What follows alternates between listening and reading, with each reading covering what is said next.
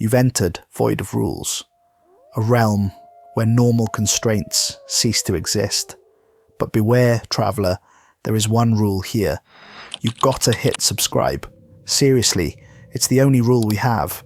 We just reached 1,000 brave souls, and we're hunting for 9,000 more to complete our dark ritual. I mean, reach our next goal, so subscribe. Or don't. But remember, the void remembers those who defy the only rule. Now let's get into today's video. My name is Brother Matthias Kellner, and by the time you finish reading this account, it will be too late for both of us. What I'm about to tell you happened over the course of 6 months at the Vatican, 6 months that transformed me from a devoted servant of God into something else entirely. I need you to understand that every word I write is true, and that your very act of reading this has already set in motion events that cannot be undone. I was 26 when the letter arrived at St. Augustine's Seminary in Chicago. The Vatican's Pontifical Commission for Sacred Archaeology had accepted my application for their summer internship program. Out of thousands of applicants worldwide, only 12 were chosen each year to work in the secret archives. I fell to my knees in my dormitory room and wept with gratitude, certain that God had blessed me with the opportunity of a lifetime. My professors were equally amazed. Dr. Richardson, who had taught medieval theology for 30 years, pulled me aside after morning prayers. Matthias, in all my years, I've only seen 3 students receive this invitation. The Vatican doesn't extend these opportunities lightly. They must see something exceptional in you. He was right, though not in the way either of us imagined. I spent the remaining weeks of spring semester preparing intensively. I studied paleography, manuscript preservation, and ecclesiastical Latin until my eyes burned. I learned about the archive's legendary security protocols, the temperature-controlled chambers, the white cotton gloves required for handling any document older than 500 years. I memorized the proper procedures for documenting each text, understanding that a single mistake could damage irreplaceable pieces of Christian history. Rome in August hit me like walking into the breath of God's furnace. The heat rose from the ancient stones in shimmering waves, and the air tasted of centuries of incense and prayer. I took a taxi from the airport to Vatican City, my single suitcase containing everything I owned. A few changes of clothes, my breviary, a rosary blessed by my parish priest, and a leather journal I'd intended to fill with scholarly observations. Monsignor Francesco Benedetti met me at the Vatican gates. He was a man in his early 70s with silver hair combed meticulously back and eyes the colour of winter storm clouds. His handshake was firm but cold despite the oppressive heat, and when he smiled it never quite reached those penetrating eyes. "Brother Kellner," he said in accented English, "welcome to the Vatican Apostolic Archive. I trust your journey was comfortable." As we walked through corridors lined with frescoes that had watched over papal audiences for centuries, he began my orientation. "You'll be working primarily in the Borgia apartments level, cataloguing illuminated manuscripts from the 9th through 15th centuries. These documents represent the preservation of Christian knowledge through the darkest periods of human history. Monks died copying these texts by candlelight, while barbarians burned libraries across Europe." He paused before a portrait of Pope Alexander VI, the infamous Borgia Pope, whose chambers we would be entering. "The Church has faced many challenges throughout its history, Brother Kellner. Wars, plagues, schisms, heresies. We have survived because we understand that some knowledge must be preserved, while other knowledge must be contained.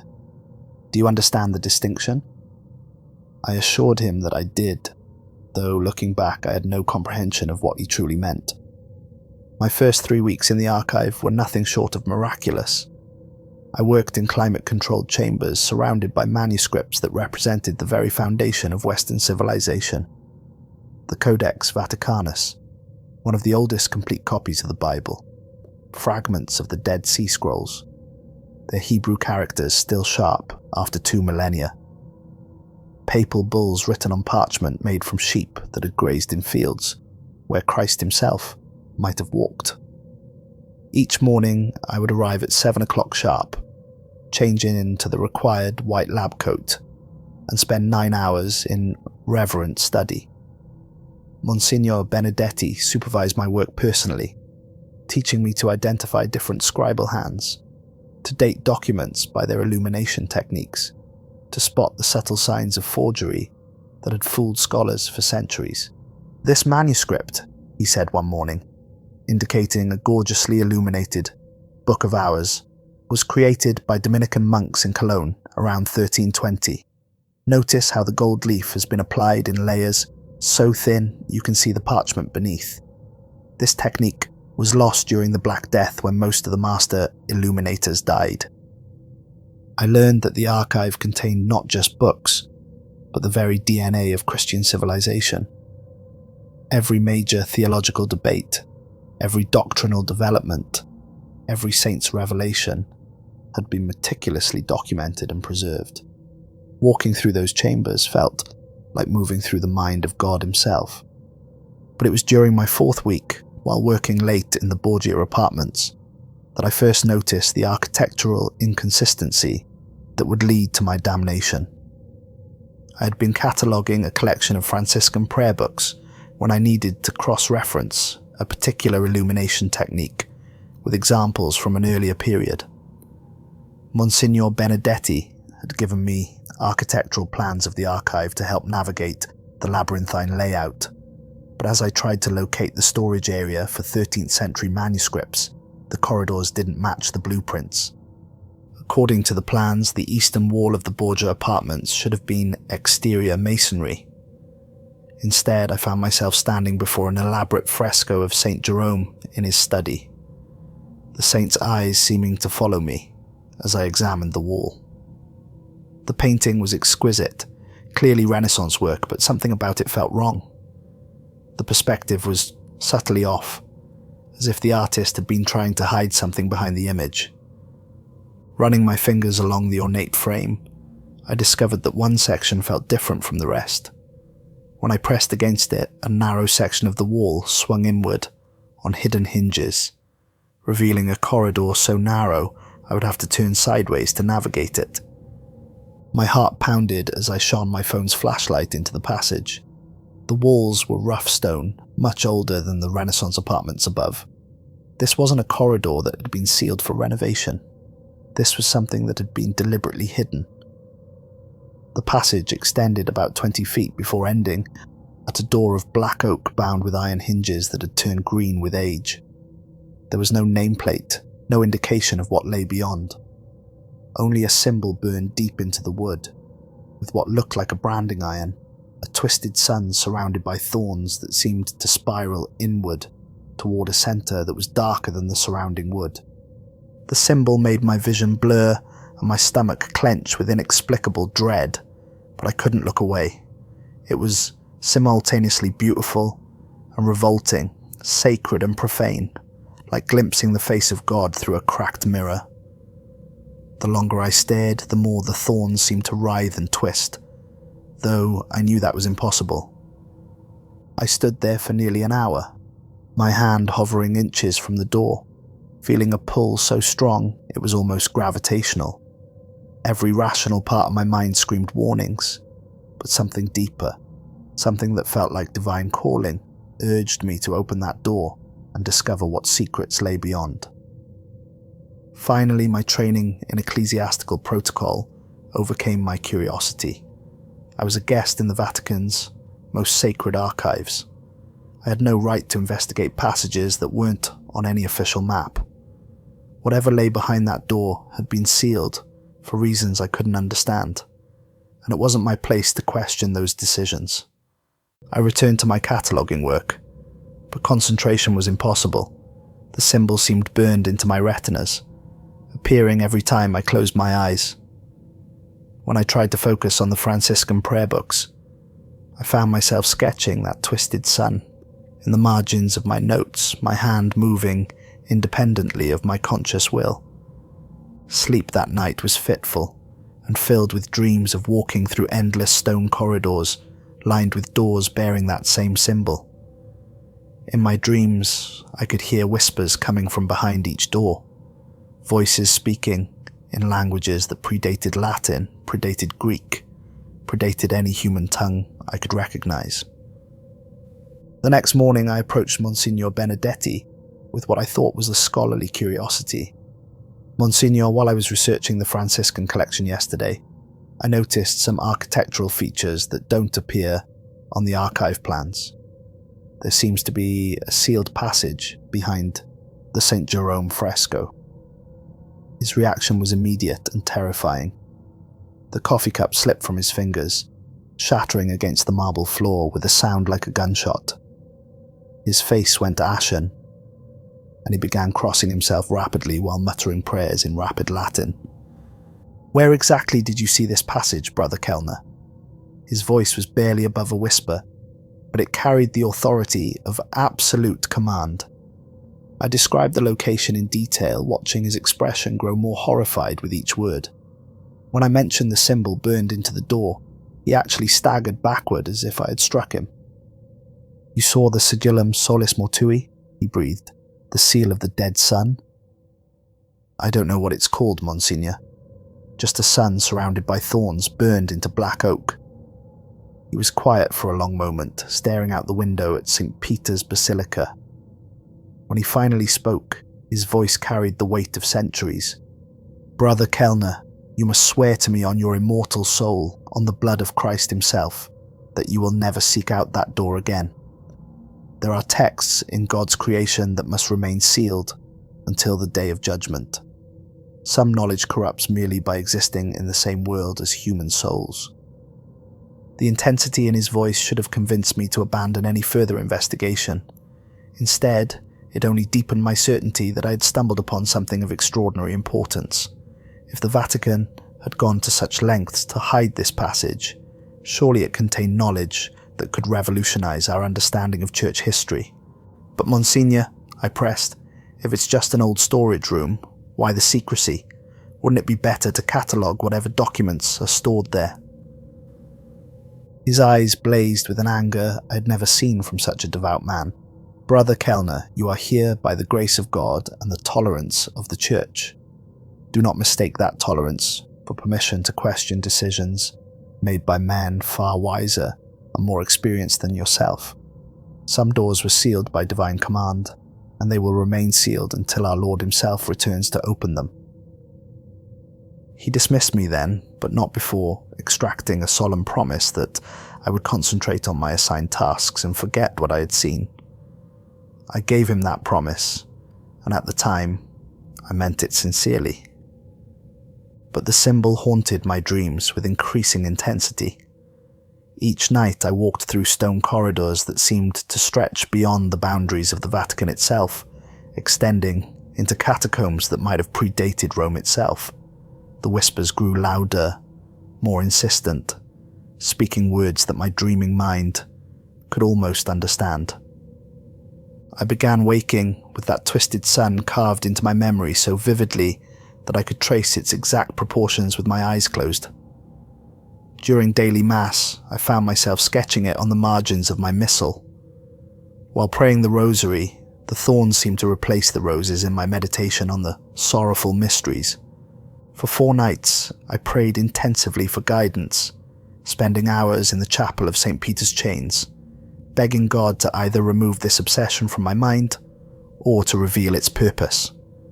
I fasted during the day and kept vigil through the night, prostrating myself before the altar until my knees bled through my cassock. On the 4th night, during the profound silence of Lauds at 3 a.m, I felt what could only be described as divine revelation. The certainty flooded through me like light breaking through stained glass. God had led me to that passage for a reason. My discovery wasn't an accident or a temptation, but a calling to uncover truth that had been hidden for too long.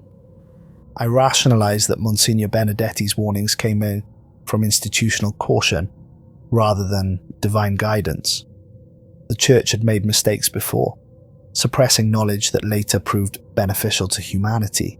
Galileo's astronomy, archaeological discoveries that confirmed biblical narratives, even medical advances that the church had initially opposed. Perhaps whatever lay behind that door represented another case of misguided censorship. With my master key and a flashlight I had borrowed from the restoration workshop, I returned to the hidden corridor at 3:30 in the morning. The Vatican was utterly silent at that hour.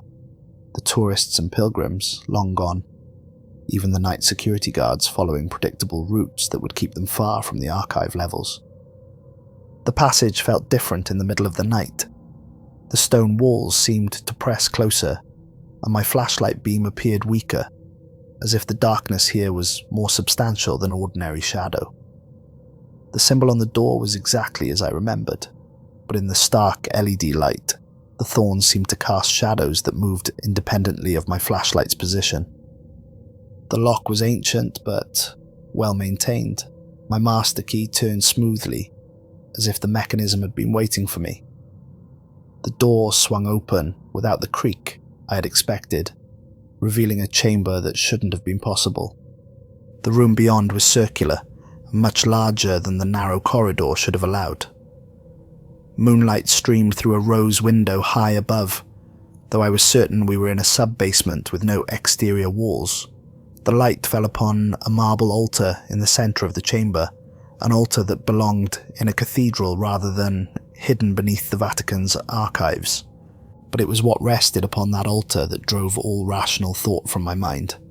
A single book, bound in leather so dark it seemed to absorb the moonlight rather than reflect it. The binding was exquisite, clearly the work of a master craftsman, but something about the leather felt fundamentally wrong. It was too smooth, too warm, with a texture that reminded me uncomfortably of human skin. Silver clasps shaped like inverted crosses held the book closed. They were tarnished with age but intricately detailed, each cross bearing symbols that seemed to shift and change when I wasn't looking directly at them.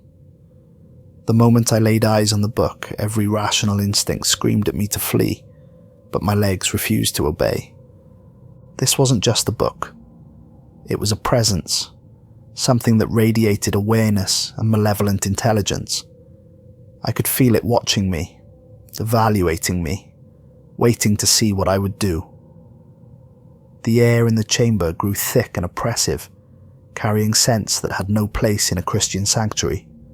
Myrrh and decay, frankincense and sulphur, roses and blood.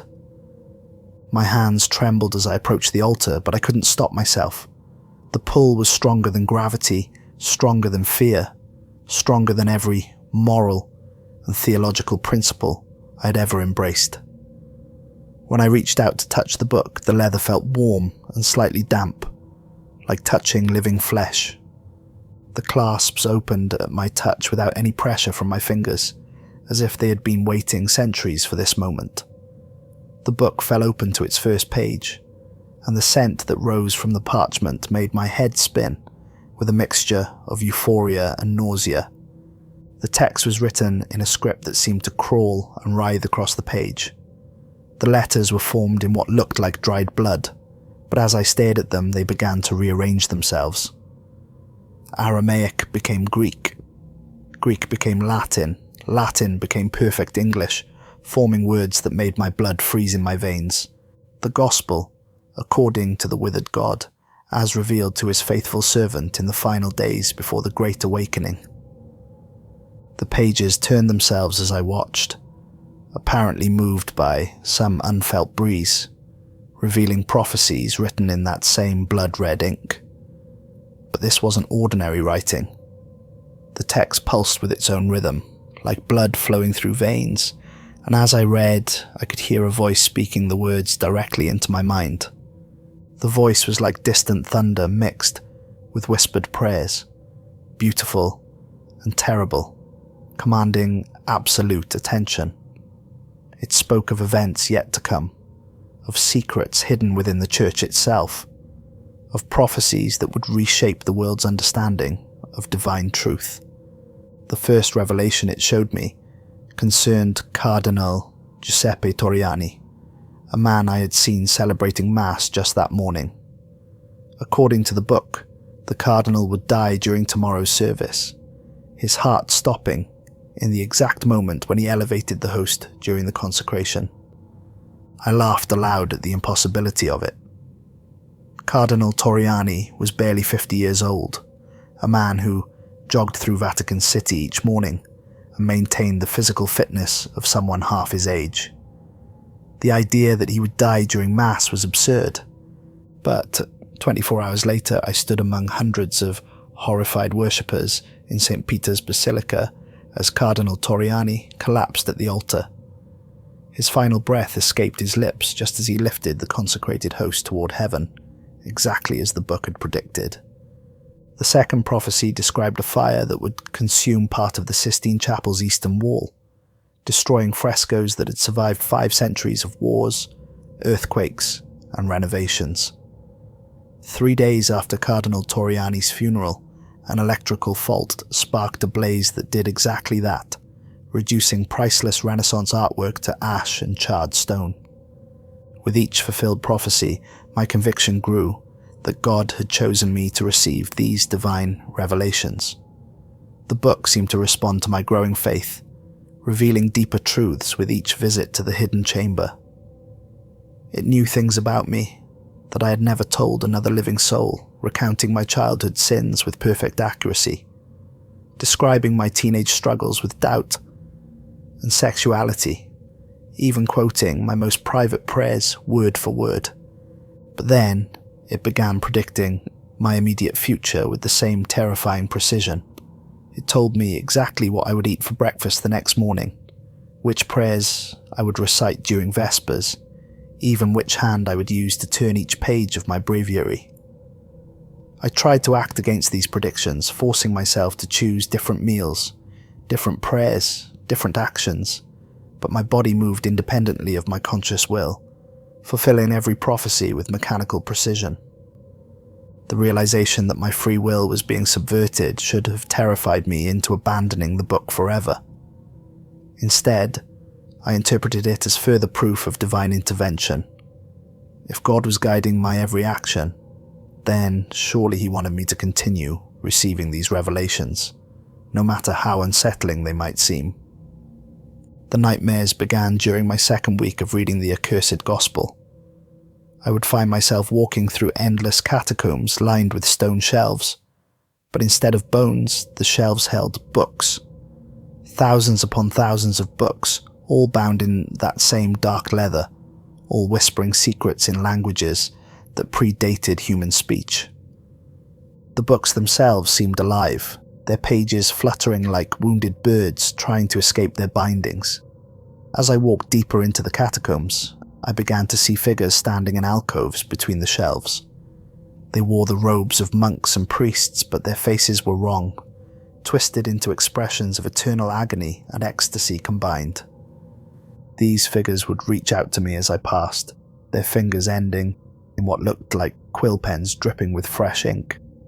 They whispered my name in voices I recognized, voices of religious figures who had shaped my faith throughout my life.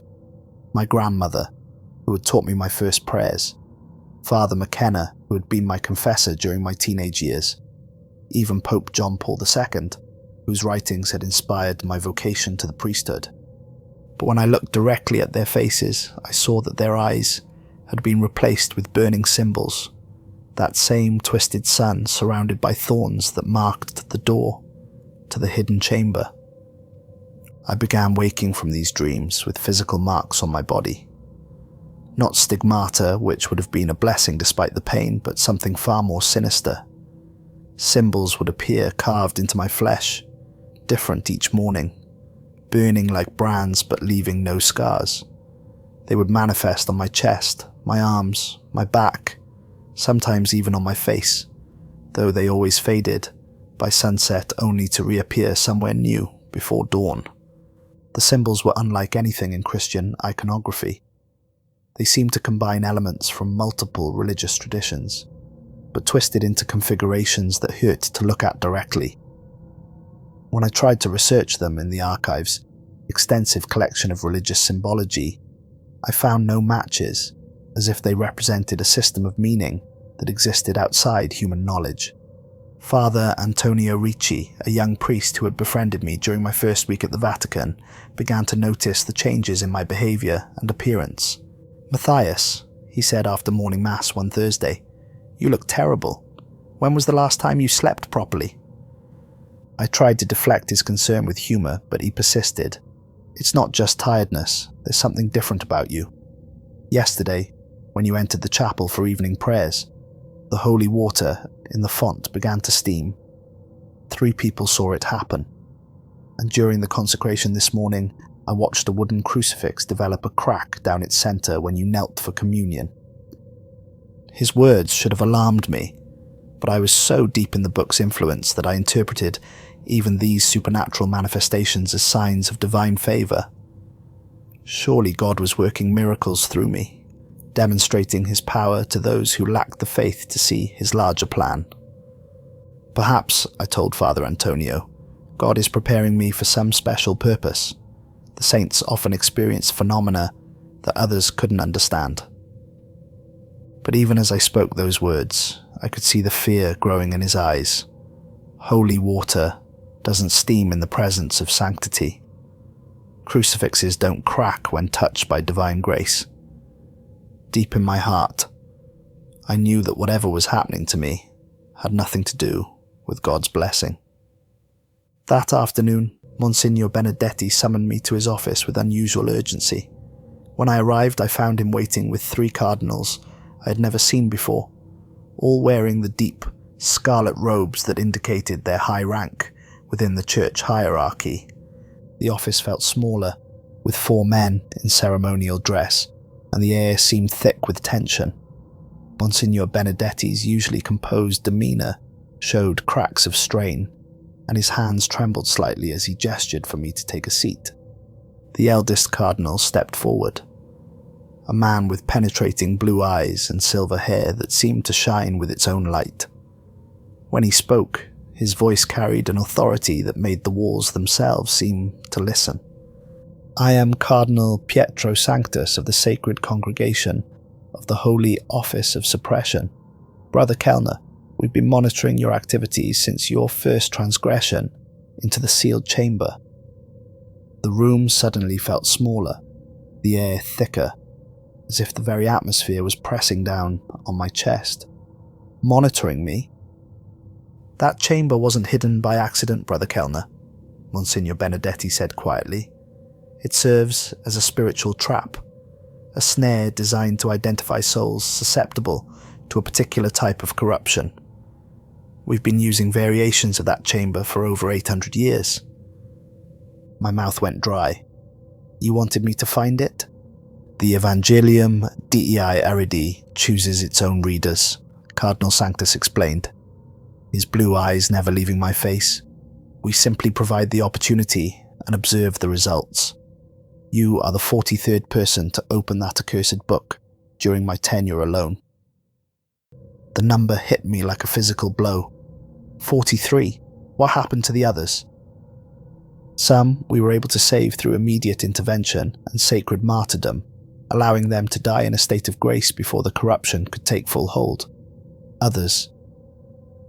He gestured towards the corners of the office where shadows seemed to move independently of the afternoon light streaming through the windows.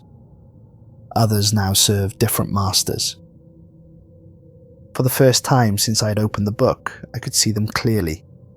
Figures in tattered religious robes standing just beyond the edges of clear vision, their faces hidden in cowls but their whispers audible as a constant susurrus of prayer and blasphemy combined. They spoke in voices I recognized with growing horror. My grandmother, who had raised me in faith, my first confessor who had died when I was 16, saints whose intercession I had sought during the darkest moments of my spiritual journey. The entity you call the Withered God is far older than Christianity, Cardinal Sanctus continued, seemingly unaware of the supernatural audience surrounding us. It existed in the spaces between faith and doubt, hope and despair, long before Christ walked among us. It feeds on corrupted devotion, turning the faithful into anchor points for its presence in our physical reality. As he spoke, the temperature in the room began to drop. The crucifix hanging behind Monsignor Benedetti's desk developed a hairline crack that spread from the corpus's head to its feet. Holy water, in a small font near the window, began to bubble and steam, filling the air with the acrid scent of sulphur. Each person who reads the gospel becomes a vessel, Benedetti added, his voice tight with barely controlled fear. But the entity doesn't want the faithless or the corrupt, Brother Kellner. It specifically targets those whose devotion burns brightest, because corrupted faith generates infinitely more spiritual energy than simple evil. The revelation struck me like lightning. Every aspect of my personality that had made me an ideal candidate for the Vatican internship, every quality that had marked me as a devoted servant of God, had actually made me the perfect target for something that sought to pervert and destroy faith itself. The book has shown you the final prophecy, hasn't it? Cardinal Sanctus asked gently. The complete manifestation of the Withered God occurs when someone else reads a detailed account of these events. That's why you feel compelled to write everything down, to share your experience, to create a record that will inevitably fall into the hands of another faithful soul. The room began to spin as the full scope of the trap became clear. The overwhelming urge I felt to document everything, to write down every detail of my experience, to share my story with the world. It was all part of the book's design. Every word I wrote would serve as bait for the next victim, and their reading would bring the ancient entity closer to complete manifestation in our world. We cannot allow you to leave Vatican City, Cardinal Sanctus said with genuine sadness in his voice. The corruption would spread to everyone you've ever loved. Your fellow seminarians in Chicago, your spiritual director, your family, everyone who cares about your well-being would become susceptible to the same influence that has claimed you. But I can fight this, I protested, though even as I spoke the words, I felt my hand beginning to twitch with the compulsion to find paper and pen. I have faith. I can resist whatever this thing is trying to do to me. Faith is exactly what makes you vulnerable, Cardinal Sanctus replied. The Withered God doesn't corrupt through temptation or sin. It corrupts through the very qualities that make someone holy. Your devotion, your willingness to seek divine truth, your openness to spiritual revelation. These virtues have become the instruments of your damnation. I wanted to argue, to insist that my faith was strong enough to overcome any supernatural influence, but the evidence was mounting around me. The shadows in the room were growing darker and more substantial. The crack in the crucifix had widened until the corpus hung at an unnatural angle. The holy water continued to boil, sending up clouds of steam that formed shapes suspiciously similar to the symbols that appeared on my flesh each morning. That night, I returned to my cell in the Vatican's guest quarters with every intention of packing my belongings and demanding immediate transportation back to Chicago. Instead, I found myself sitting at the small wooden desk, my hand moving across paper with fluid precision, writing an account of everything that had happened to me. The compulsion was irresistible. Words flowed from my pen as if someone else was guiding my hand, describing events with perfect clarity and compelling detail.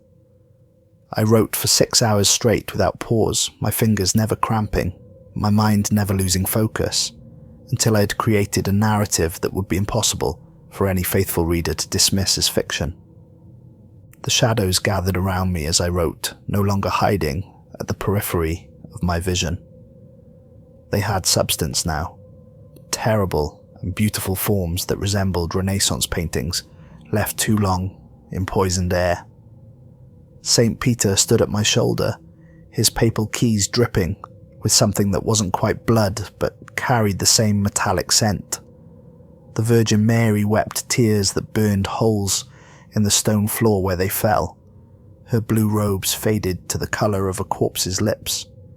They whispered encouragement as I worked, suggesting phrases that would make my account more compelling, more believable, more likely to capture the attention of someone whose faith burned as brightly as mine once had.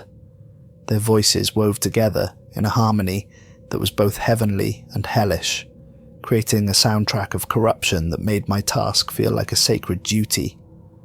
I tried to stop writing multiple times, but my hand continued moving, even when I commanded it to be still.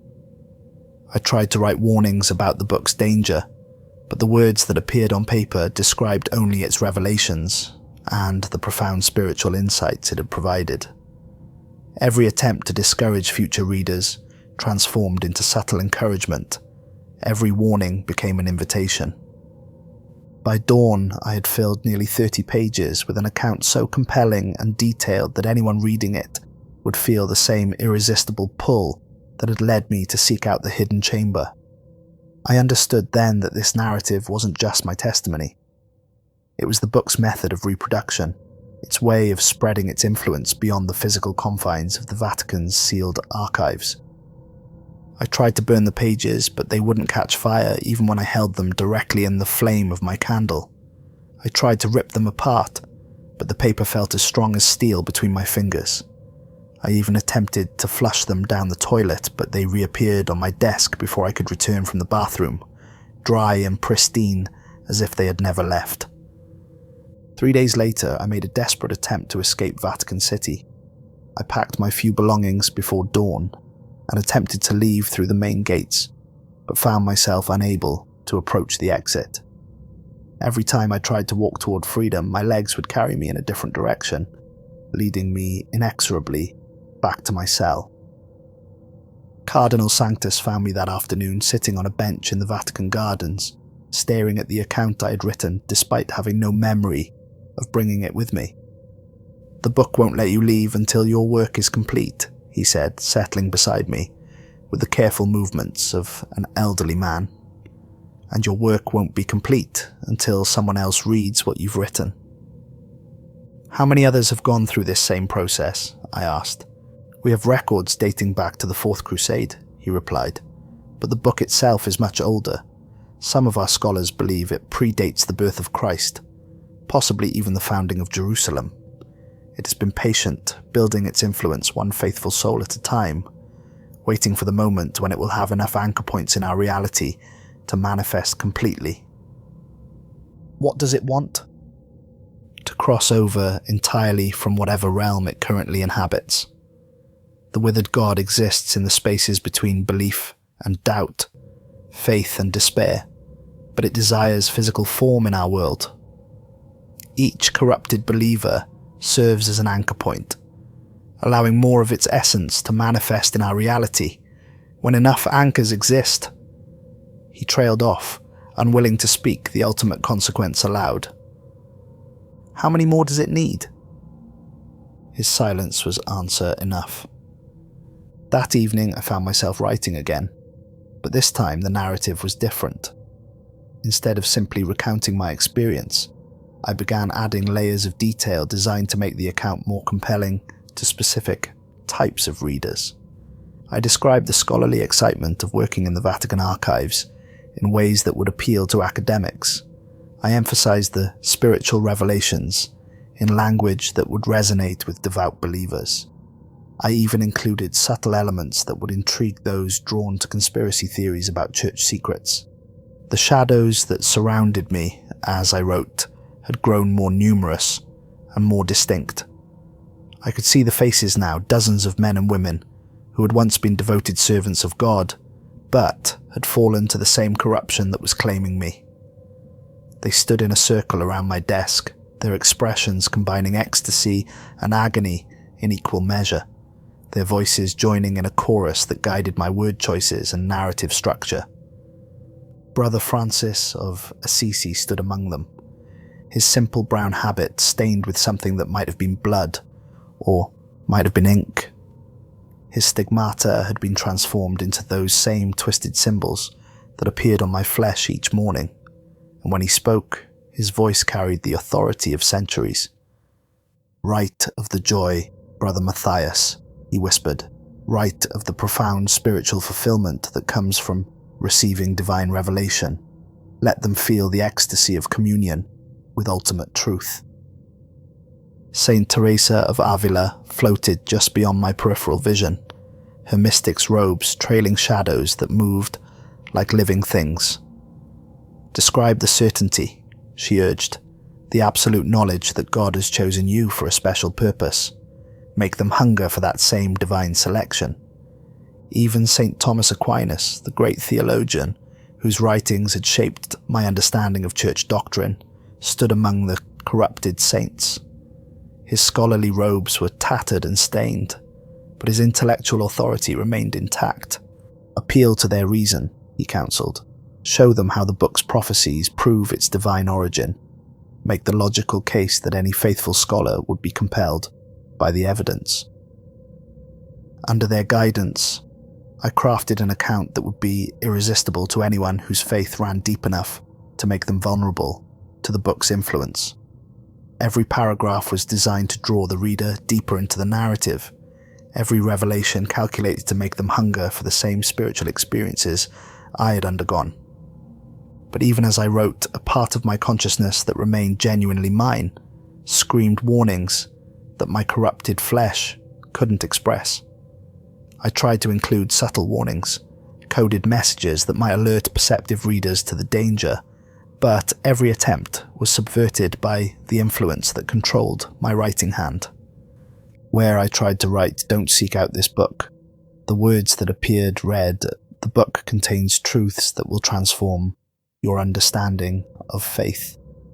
Where I attempted to warn, "This knowledge is dangerous," the text proclaimed, "This knowledge is essential for spiritual growth."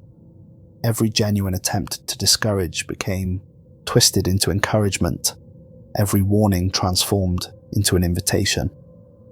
By the end of my second week of writing, I had produced a narrative so compelling that I knew it would be impossible for any devout reader to dismiss. The account combined scholarly credibility with spiritual authenticity, conspiracy intrigue with theological depth. It was, in effect, the perfect trap for anyone whose faith made them susceptible to the same corruption that had claimed me. Cardinal Sanctus visited me regularly during this period, monitoring my condition and attempting to provide what comfort he could. During one of these visits, he brought news that chilled what remained of my uncorrupted soul. "We've received reports of similar manifestations at religious sites around the world," he told me. "Monasteries in Tibet, Islamic seminaries in Cairo, Jewish yeshivas in Jerusalem. The book isn't limited to Christianity, Brother Kellner. It appears wherever faith burns bright enough to serve its purposes." The implication was staggering. The Withered God wasn't seeking to corrupt a single religion, but to undermine faith itself across all human spiritual traditions. Every corrupted believer, regardless of their specific doctrine, served to anchor more of the entity's presence in our reality. "How long have these other manifestations been occurring?" I asked. "The reports began approximately 6 months ago, shortly after you first opened the book in our archives. It seems your reading accelerated whatever process the entity has been pursuing for centuries." The weight of responsibility nearly crushed me. My curiosity, my pride in my scholarly abilities, my conviction that I had been chosen for divine revelation, had potentially doomed believers across multiple faith traditions. Every person who fell to the book's influence was a direct consequence of my decision to open that cursed chamber. As my writing progressed into its third week, I began to notice changes in the physical world around me that went beyond the supernatural manifestations I had grown accustomed to. The Vatican itself seemed to be responding to my presence as if the ancient stones were absorbing the corruption that radiated from my very being. Frescoes in the corridors I frequented began to show subtle alterations. The halos around saints' heads would appear cracked when I passed, only to restore themselves when others looked. The eyes of painted angels seemed to weep tears that left no physical trace but could be seen by anyone who cared to observe closely. Most disturbing of all, the face of Christ in a Caravaggio painting near my quarters had begun to show signs of decay, as if the divine light was slowly being extinguished by my proximity. Father Antonio continued to monitor my condition with growing alarm. During one of our conversations in the Vatican gardens, he described phenomena that he had observed but couldn't explain. "Matthias, yesterday I saw you walking through the Sistine Chapel during a private prayer session. When you passed beneath Michelangelo's Creation of Adam, the finger of God appeared to recoil from Adam's reaching hand. 3 other priests witnessed it, but when we looked again, moments later, the fresco appeared normal." He paused, studying my face with the intensity of a physician examining symptoms of a terminal disease. "And during Mass this morning, when you received communion, the consecrated host turned black in your mouth. Father Giuseppe nearly fainted when he saw it. We've reported these incidents to the highest levels of church hierarchy, but no one knows how to interpret them." I wanted to comfort him, to explain that these manifestations were temporary effects of my spiritual transformation, but the words that emerged from my mouth were not my own. "Perhaps God is preparing the church for a new revelation," I heard myself say. "The greatest saints often experience phenomena that seem disturbing to their contemporaries. St. Francis's stigmata frightened people initially. St. Teresa's mystical experiences were investigated by the Inquisition." Even as I spoke these rationalizations, I could see the growing horror in Father Antonio's eyes. He had known me for weeks as a devoted seminary student, and now he was watching me transform into something that made consecrated hosts turn black and sacred artwork show signs of corruption. "Matthias," he said quietly, "I've spoken with Cardinal Sanctus about your condition. He's asked me to relay a message. If any part of your original soul remains uncorrupted, you must resist the compulsion to share whatever knowledge you've gained. The stakes are higher than you can possibly imagine." But resistance had become impossible. Each night I found myself adding new layers to my written account, crafting it with the skill of a master propagandist and the authority of an authentic spiritual testimony. The corrupted saints who surrounded me as I wrote provided suggestions that transformed my narrative into something that would be irresistible to any reader whose faith ran deep enough to make them vulnerable. Saint Augustine, whose confessions had inspired my own spiritual journey, stood behind my chair offering advice on how to structure my account for maximum emotional impact. "Begin with your innocent devotion," he counseled in a voice like honey mixed with ashes. "Let them see themselves in your initial faith and scholarly ambition. Make them want to experience the same spiritual heights you achieved." Saint John of the Cross, the great mystic whose writings on the dark night of the soul had comforted me during my own periods of spiritual dryness, provided suggestions for describing the book's revelations in language that would appeal to contemplatives and mystics. "Speak of the profound union with divine truth," he whispered. "Describe the certainty that comes from direct spiritual experience rather than mere intellectual faith. Make them hunger for that same mystical communion." Even St. Thomas More, the scholar and martyr whose commitment to truth had inspired my academic pursuits, offered guidance on how to present the book's prophecies as intellectually compelling evidence of divine revelation. "Document each fulfilled prediction with precise detail," he advised. "Provide dates, times, witnesses. Build an evidential case that would convince any rational observer of the book's supernatural origin." Under their collective guidance, I created an account that combined scholarly rigor with spiritual authenticity, mystical experience with rational argument. Every element was designed to bypass the reader's natural skepticism and appeal directly to their faith, their curiosity, or their hunger for spiritual significance. But the most insidious aspect of the narrative was how it gradually shifted responsibility from me to the reader.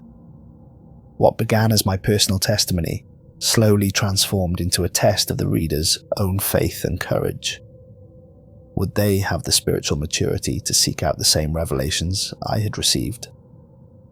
Did they possess the intellectual honesty to investigate evidence that challenged their preconceptions? Were they truly devoted enough to follow divine calling, wherever it might lead? By the end of my 3rd week of writing, I had created what I now recognize as the perfect spiritual trap. The account was simultaneously confession and invitation, warning and enticement, testimony and recruitment tool. Anyone who read it with genuine faith would feel the same irresistible pull that had led me to that hidden chamber, and their curiosity would be shaped by the same rationalizations that had overcome my initial caution. Cardinal Sanctus visited me on a Tuesday evening as I was putting the finishing touches on what I knew would be the final version of my account.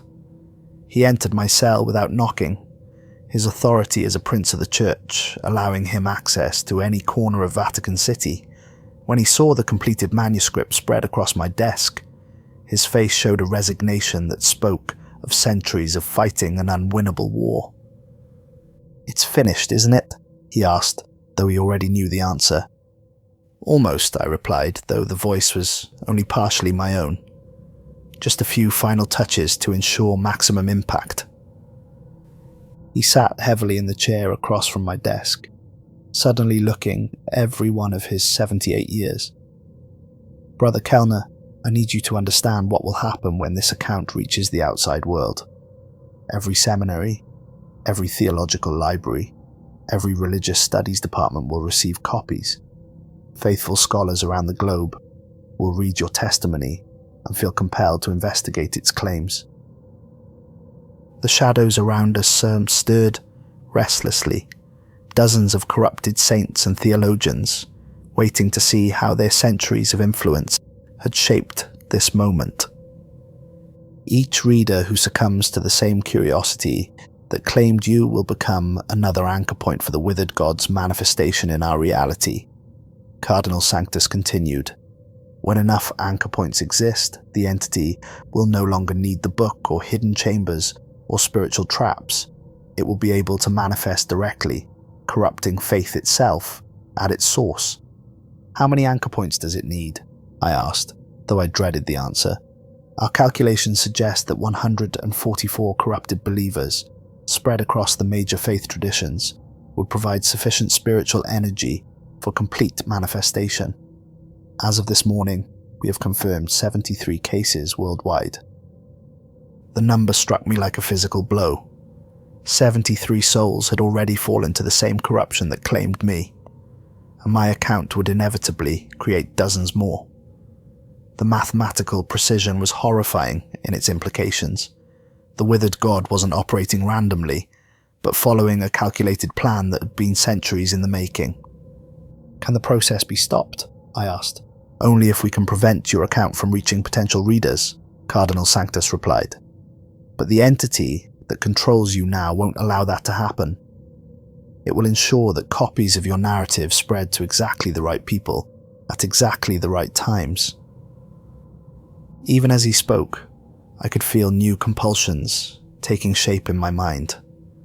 I would need to create multiple copies of the account, distribute them through different channels, ensure that they reach seminary libraries, theological journals, and religious discussion forums.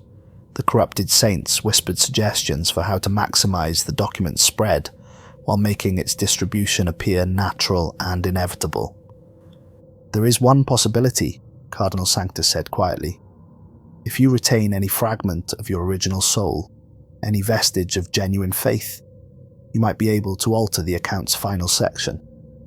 Instead of ending with an invitation to seek out the book, you could include a genuine warning that might save at least some potential readers." I tried to focus on his words to grasp this final opportunity for redemption, but the shadows around us began to move with agitated urgency. The corrupted saints pressed closer, their whispers becoming more insistent, their guidance more forceful. "Do not listen to him," St. Augustine hissed. "Your work is too important to be compromised by misguided compassion." The faithful deserve to receive the same revelations that transformed your understanding. Complete the account as we have guided you, Saint Teresa urged. Allow others to experience the same spiritual ecstasy that you have known. Would you deny them that blessing out of selfish fear? The truth must be shared, St. Thomas More insisted. You have a moral obligation to document your experiences completely and honestly. Any attempt to discourage investigation would be intellectual dishonesty of the highest order. Their arguments felt compelling, even noble, but somewhere deep within my consciousness, a voice that still belonged to the Brother Matthias. I had once been screamed warnings that my corrupted flesh couldn't express. I tried to focus on Cardinal Sanctus's words, to remember why his request was important, but the effort felt like trying to hold water in cupped hands. I can't, I whispered, my voice breaking with the weight of my failure. The compulsion is too strong. Every time I try to write a genuine warning, the words transform into encouragement. Every attempt to discourage becomes an invitation. Cardinal Sanctus nodded sadly, as if he had expected no other answer. Then, God help us all, because your account will spread exactly as the entity intends, and we are powerless to prevent what follows. That night, I completed the final section of my narrative with a conclusion that I knew would be irresistible to any reader whose faith made them vulnerable to the book's influence. The ending combined intellectual challenge with spiritual invitation, scholarly curiosity with divine calling in a way that would make investigation feel not just compelling, but morally necessary. As I wrote the final words, the shadows around me began to sing in harmony that was both beautiful and terrifying. Their voices joined in what sounded like a corrupted version of the Te Deum, praising the withered God for the success of its centuries-long plan.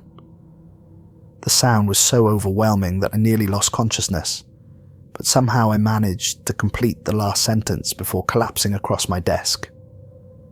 When I awakened, it was to find Cardinal Sanctus standing over me, his face grave with the knowledge of what had been accomplished. The completed manuscript lay before me, and I could see that copies had somehow appeared on my bookshelf, my dresser even tucked into my breviary. The entity that controlled me had ensured that the account could not be lost or destroyed. "It's done," I said, though the voice was no longer recognizably my own. "Yes," Cardinal Sanctus replied. "May God forgive us for our failure to prevent this moment." Over the following days, I watched with a mixture of fascination and horror as copies of my account began to appear in locations throughout Vatican City. Cardinal Sanctus and his associates worked frantically to collect and destroy every copy they could find, but new ones materialized faster than they could be eliminated. The narrative seemed to reproduce itself through supernatural means, ensuring that it would eventually reach the outside world regardless of human intervention. A week after I completed the manuscript, Father Antonio brought me news that confirmed my worst fears.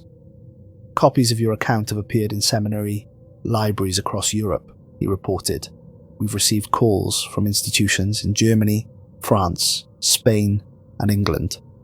Each library found the document among their recent acquisitions, though none have any record of ordering or receiving it. The distribution was already beyond human control. Within days, digital versions had appeared on religious discussion forums, theological research databases, and academic networks. The document spread with viral efficiency, reaching exactly the type of readers who would be most susceptible to its influence. Cardinal Sanctus brought me regular updates on the investigation efforts, each report more discouraging than the last. "We've identified 12 additional cases of corruption in the past week alone," he told me during one visit. "Seminary students in Munich, theological researchers in Oxford, a Benedictine monk in France. Each one followed the same pattern.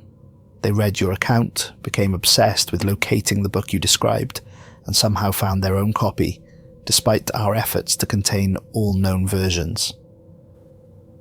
The realization that new copies of the book were manifesting worldwide was perhaps the most terrifying aspect of the entire situation.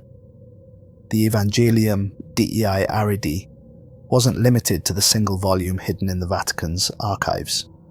It could apparently materialize wherever a sufficiently faithful reader sought it out, creating an expanding network of corruption that would be impossible to contain. "How are they finding copies?" I asked. "The circumstances vary, but they all share certain characteristics," Cardinal Sanctus replied. "Hidden chambers in religious libraries, forgotten storage rooms in monasteries, private collections that appear overnight in antique shops. The book seems to manifest in locations where each specific reader is most likely to discover it."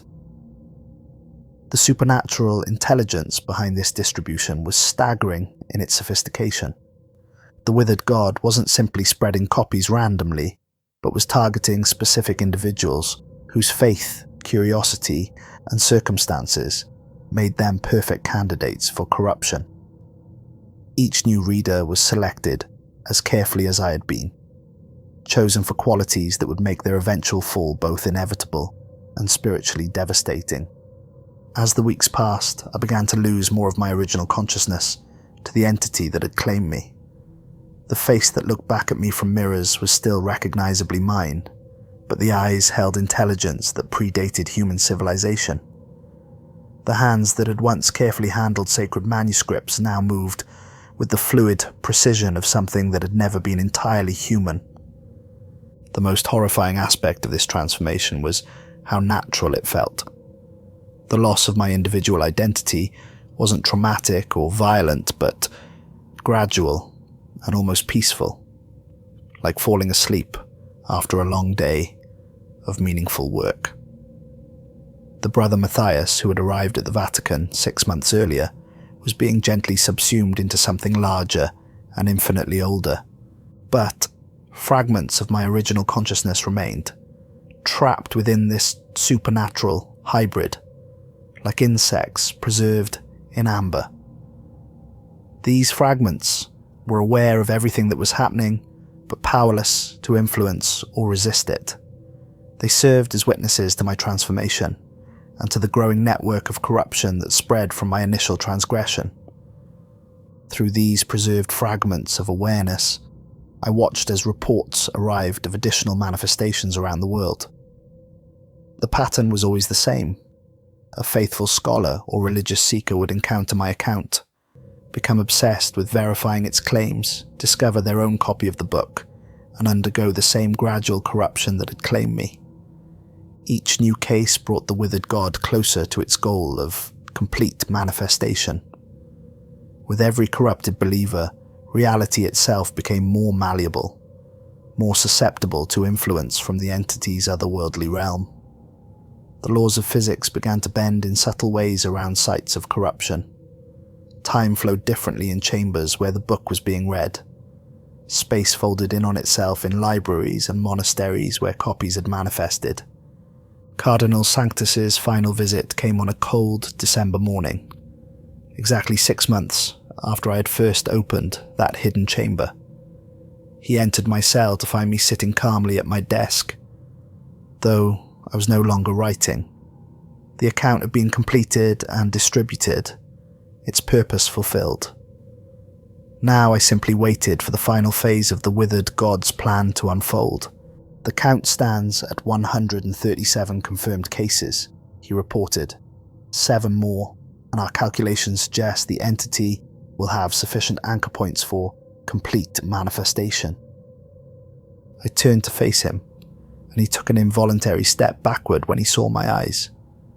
They still held my original green colour, but something else looked out through them now, something vast and patient and utterly alien to human understanding. "The final 7 have already been chosen," I said in a voice that harmonized with itself in impossible ways. "They are reading the account even now, feeling the same irresistible pull that brought Brother Kellner to this chamber. Within 72 hours, the transformation will be complete." "What happens then?" Cardinal Sanctus asked, though his voice suggested he already feared the answer. "Faith itself will be transformed," I replied. "Every prayer spoken, every sacred text read, every act of devotion performed, will serve to strengthen rather than resist the presence that has claimed this reality. The faithful will become instruments of their own spiritual destruction, and their devotion will feed an entity that exists beyond their comprehension. The scope of the victory was breathtaking in its completeness.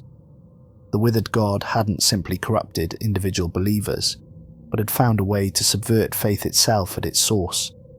When the transformation was complete, every religious tradition would unknowingly serve the entity's purposes, turning humanity's greatest spiritual strength into the instrument of its ultimate defeat.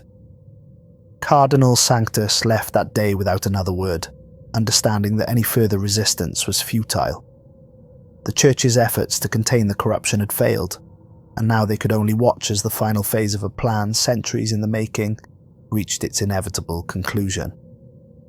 I spent my final hours of individual consciousness writing these additional pages, adding details that would make my account even more compelling to the specific readers who would encounter it after the Withered God's complete manifestation.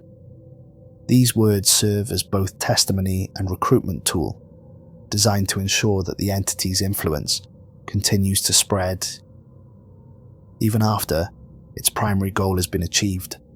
But as I write these final words, I want you to understand what your reading of this account has accomplished. You see, the Withered God's plan was never limited to the original 144 anchor points. That number was merely the minimum required for initial manifestation. The entity's true goal was to create a self-perpetuating system of corruption that would continue expanding indefinitely. Every person who reads this complete account, including the additional details I've provided, becomes susceptible to the same influence that claimed me.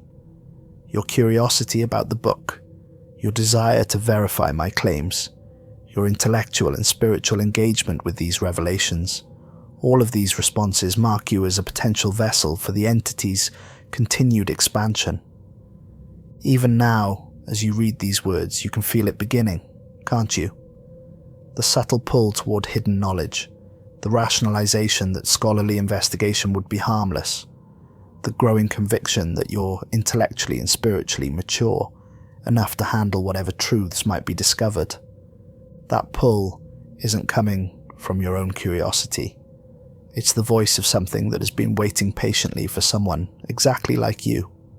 Someone whose faith and intelligence make them the perfect candidate for corruption. The Withered God has been whispering your name long before you encountered this account, preparing you for this moment of decision. You might think you can resist, that knowledge of the danger will protect you from falling into the same trap that claimed me. But resistance becomes impossible once you've read this far, once you've allowed my words to plant seeds of curiosity in your mind. The entity doesn't corrupt through force, but through the very qualities that make someone faithful. Devotion, intellectual honesty, willingness to seek truth regardless of cost. Somewhere in the world, probably closer than you imagine, a copy of the Evangelium Dei Aridi is waiting for you to find it. You'll encounter it in exactly the circumstances most likely to overcome your caution. A used bookstore you happen to visit, a library collection you're researching, an estate sale you attend on impulse. The discovery will feel like coincidence, but coincidence is simply how supernatural intelligence disguises its interventions in human affairs. When you find the book, and you will find it because the compulsion is already growing stronger, with each word you read, you'll tell yourself that a brief examination would be harmless. You'll rationalize that scholarly investigation is different from spiritual corruption, that intellectual curiosity is separate from religious devotion. But the book doesn't make that distinction. Faith and intellect, devotion and curiosity, spiritual seeking and academic research, all are equally useful to an entity that feeds on the corruption of souls that burn bright with conviction. By the time you realize the danger, it will be too late. The book will have begun its patient work of subversion, turning your greatest strengths into instruments of your own destruction. Your faith will become the anchor that holds you captive, your intelligence, the tool that rationalizes your corruption, your devotion, the power source that feeds the entity, claiming your soul.